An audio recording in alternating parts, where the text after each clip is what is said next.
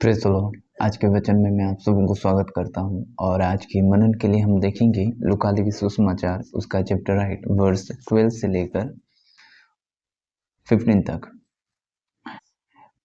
मार्ग की गिराने के वे हैं जिन्होंने सुना, तब शैतान आकर उनके मन में से वचन उठा ले जाता है कि कहीं ऐसा ना हो कि वे विश्वास करके उद्धार पाएं। चट्टान पर वे हैं कि जब सुनते हैं तो आनंद से वचन को ग्रहण तो करते हैं, परंतु जड़ न पकड़ने से वे थोड़ी देर तक विश्वास रखते हैं और परीक्षा के समय बह जाते हैं। जो झड़ियों में गिरा, यह वे हैं जो सुनते हैं पर आगे चलकर चिंता और धन और जीवन के सुख व लाश में फंस जाते हैं और उनका फल नहीं फलता। पर अच्छी भूमि के वे हैं जो वचन सुनकर भले और उत्तम मन से संभाले रहते हैं और धीरज से फल लाते हैं। प्रभु यीशु मसीह यहाँ पर बीज बोने वाले का एक दृष्टांत देता है और जब चेले कहते हैं कि प्रभु इस दृष्टांतों को हमें समझा, प्रभु यीशु मसीह उनको समझाने लगता है। कई दफ़ा हम परमेश्वर के वचन को सुनते हैं, कई दफ़ा उसके वचन को हम ग्रहण करते हैं और आज हम समझेंगे कि जो हम वचन को ग्रहण करते हैं, कई दफ़ा हम सोचते हैं कि आज वचन बहुत अच्छा लगा, आज मैंने वचन को ग्रहण किया। कई दफ़ा उस वचन को चलने के लिए हम काम भी करते हैं और कई दफ़ा उस वचन में हम भूल जाते हैं। तो आज हम देखेंगे कि वचन का सही अर्थ और आज आप कहाँ पर हो।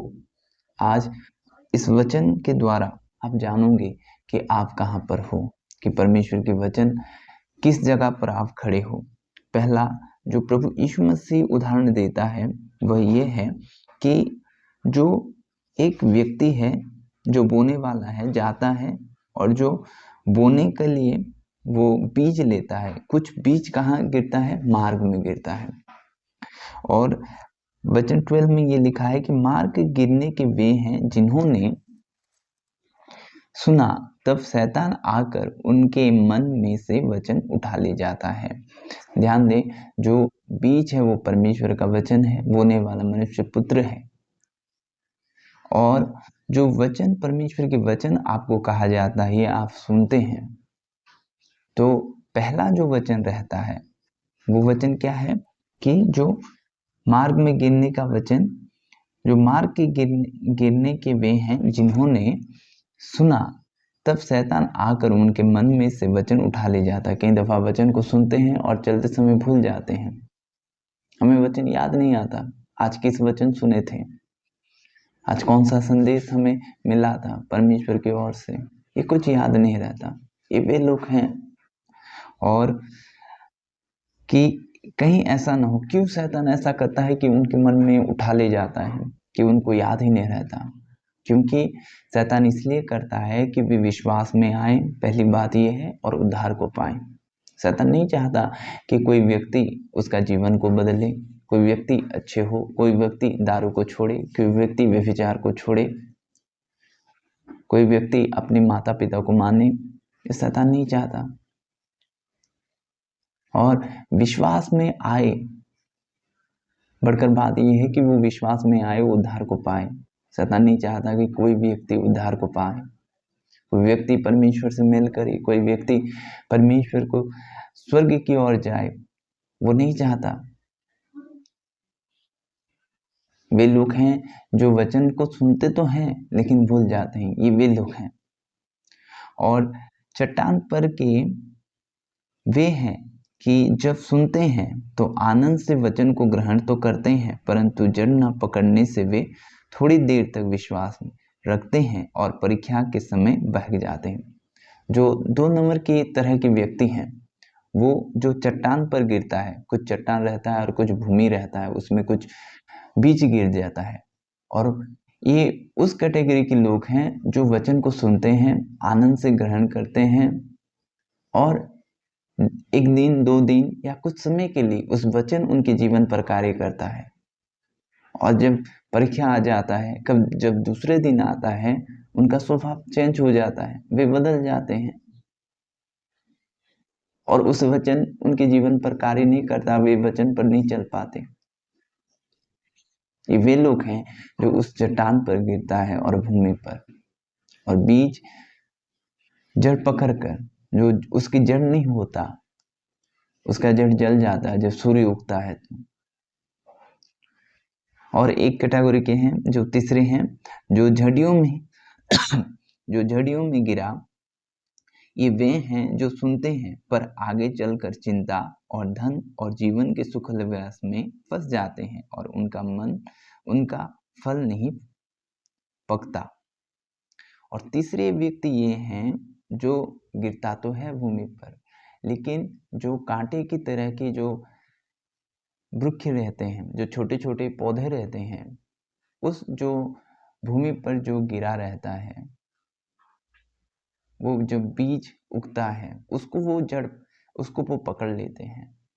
यानी जो परमेश्वर के वचन तो सुनते हैं, परमेश्वर के वचन को तो समझते हैं, परमेश्वर के वचन पर चलने की प्रयत्न तो करते हैं, लेकिन जब वो आंखों में देखते हैं अपने परिवार की समस्या को, आंखों में देखते हैं जब अपनी समस्या को, या अपनी जो इर्द गिर्द में देखते हैं, या किसी को देखकर उसकी बढ़ोतरी में, या वो अपनी चाहत में फंस जाते हैं कि मुझे और चाहिए, धन और चाहिए, और कमाना चाहिए मुझे, मैं ऐसा जीऊंगा, मैं वैसा करूंगा। और वैसे लोग परमेश्वर को भूल जाते हैं, वैसे लोग परमेश्वर के वचन को भूल जाते हैं। चलो आज तो प्रार्थना कर लिए, कल करेंगे, ऐसा नहीं है।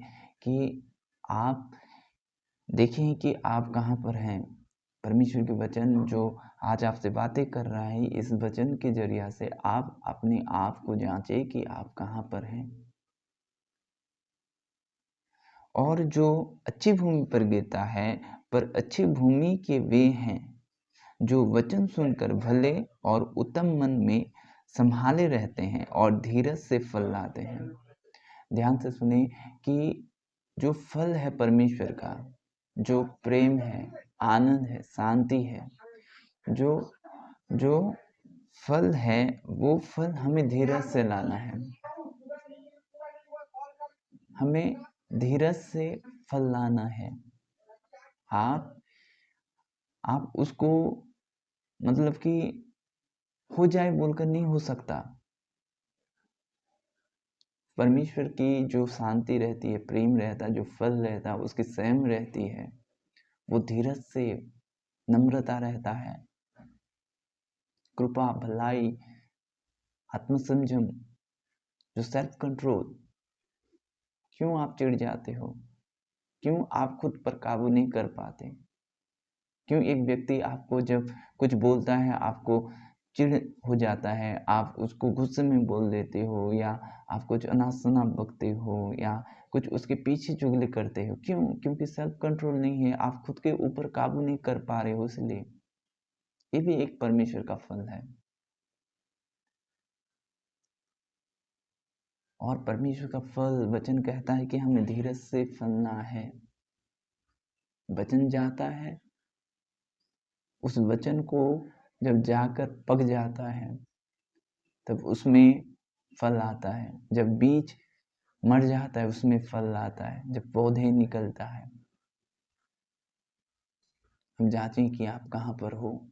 क्या आप परमेश्वर के वचन को सुनते हो और सुनकर भूल जाते हो, या उस चट्टान पर जो गिरता है, उस जो वचन है, आप आनंद से तो ग्रहण करते हो, लेकिन उस पर चल नहीं पाते। कल फिर से उस वचन आपके जीवन पर कार्य नहीं करता। या तीसरा, जो आप इस चिंता में फंस जाते हो, धन की लालसा में फंस जाते हो, या अपने सुख अभिलाष में फंस जाते हो, या ऐसे हो कि आप धीरज से अब भी फल लाते हो।